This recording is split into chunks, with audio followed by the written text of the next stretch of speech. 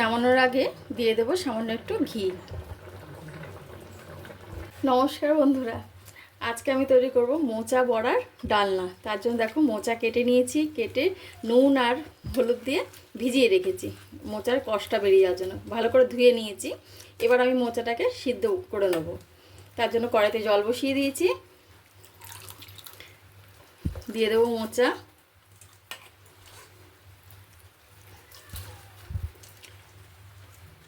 মোচার ঘন্ট, মোচা দিয়ে তো অনেক কিছু খেয়েছো, এইভাবে একবার মোচার রেসিপিটা করে দেখো, দুর্দান্ত লাগবে খেতে। এর মধ্যে একটু লবণ,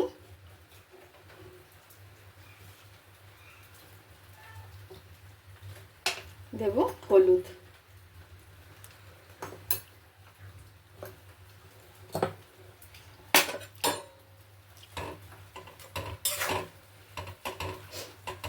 এবার এটা সিদ্ধ হবে। মোচাটা সেদ্ধ হয়ে গেছে, এবার এটাকে আমি নামিয়ে নেব। আবারও গ্যাসে কড়াই বসিয়ে দিয়েছি। এবার দিয়ে দেবো এর মধ্যে তেল, দিয়ে দেবো সাদা তেল। এবার এর মধ্যে দেবো হচ্ছে আদা কাঁচা লঙ্কা বাটা,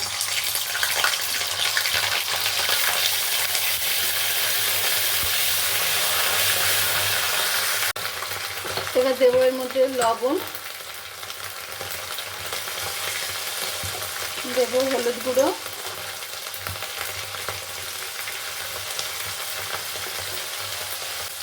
ধনে গুঁড়ো 1 চামচ, দেবো গরম মশলা গুঁড়ো, দেবো লঙ্কা গুঁড়ো,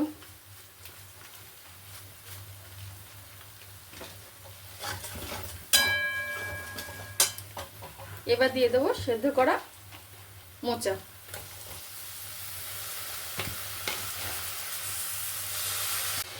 এবার দিয়ে দেবো আগে থেকে সেদ্ধ করে রাখা, মেখে নিয়েছি আলু,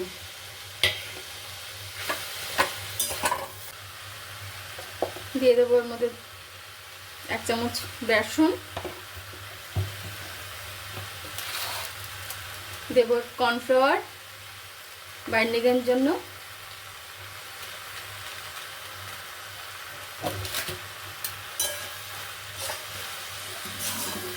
আমি আমার আন্দাজ অনুযায়ী কর্নফ্লাওয়ার দিয়েছি, তোমরা তোমাদের মোচার আন্দাজ অনুযায়ী কর্নফ্লাওয়ারটা দেবে। দেব একটু মিষ্টি। এটা আমার রেডি হয়ে গেছে। এবার আমি এটাকে একটা থালায় ঢেলে নেব। এটাকে আমি থালায় ঢেলে নিয়েছি। এবার এটাকে ঠান্ডা হওয়া পর্যন্ত অপেক্ষা করব। এইভাবে একটুখানি চেপে চেপে দিতে হবে। ঠান্ডা হতে হতে আমি এদিকে একটা ব্যাটার তৈরি করে নেব। তার জন্য এখানে নেব বেসন,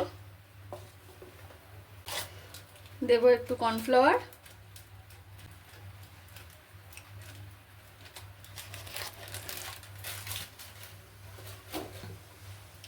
লবণ, হলুদ, লঙ্কা গুঁড়ো, সামান্য একটু মিষ্টি।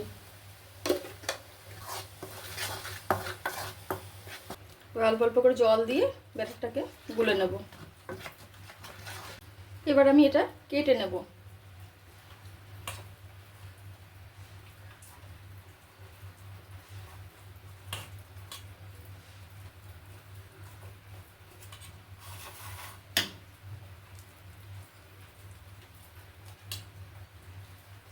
চৌকো চৌকো করে কেটে নিয়েছি।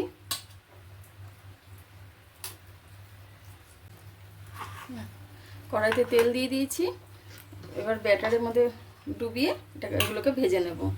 যেরকমভাবে মোচার চপ হয় সেরকমভাবেই, একদম ওইরকমভাবেই করতে হবে। তবে এটা বড়ার আকারে বলো বা ধোকার মতো করে ভেজে নিতে হবে।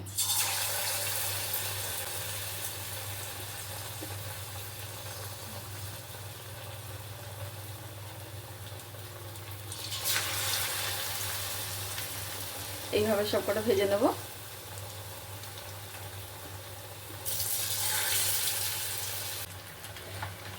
এগুলো ভাজা হয়ে গেছে, এবার এগুলোকে আমি তুলে নেব।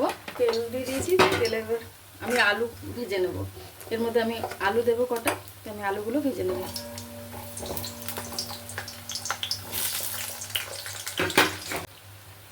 আলুগুলো ভাজা হয়ে গেছে, আলুগুলো তুলে নিয়েছি।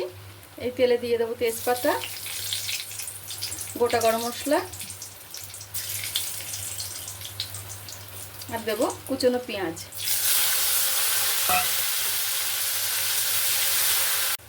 এর মধ্যে কিছু গুঁড়ো মশলা নিয়েছি, যেমন ধনে, জিরে, হলুদ, লঙ্কা, এগুলোকে আমি জলে ভিজিয়ে নেব। জলে ভিজিয়ে রাখলাম। পেঁয়াজটা আমার ভাজা হয়ে গেছে, এর মধ্যে দিয়ে দেবো একটু আদা কাঁচা লঙ্কা বাটা,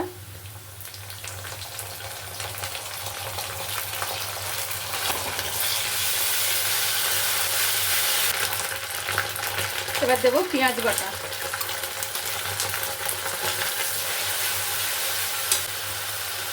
এবার দিয়ে দেবো ভিজিয়ে রাখা সব গুঁড়ো মশলাটা, জলে ভিজিয়ে রেখেছিলাম সেটা। এবার দিয়ে দেবো আমি এর মধ্যে একটু টমেটো পেস্ট।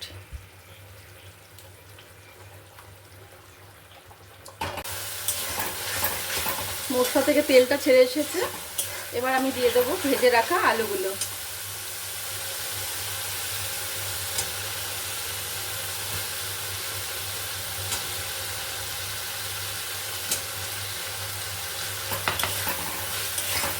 এই আলুটা দিয়েও একটু নাড়তে হবে, তারপর দেবো জল।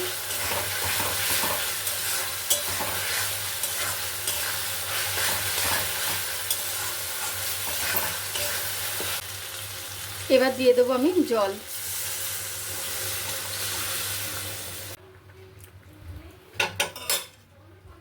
আলু সিদ্ধ হয়ে গেছে, এবার দিয়ে দেবো ভেজে রাখা বড়াগুলো। দেখো একটা একটা করে দিয়ে দেবো। বড়াগুলো দিয়ে আমি বেশিক্ষণ ফোটাবো না, 2 থেকে 3 মিনিট রেখে নামিয়ে দেবো। নামানোর আগে দিয়ে দেবো সামান্য একটু ঘি।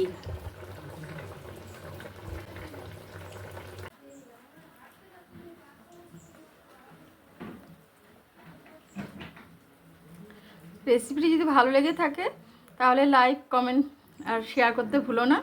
আর চ্যানেলে আমার নতুন বন্ধু হয়ে থাকলে চ্যানেলটাকে সাবস্ক্রাইব করতে একদম ভুলো না কিন্তু।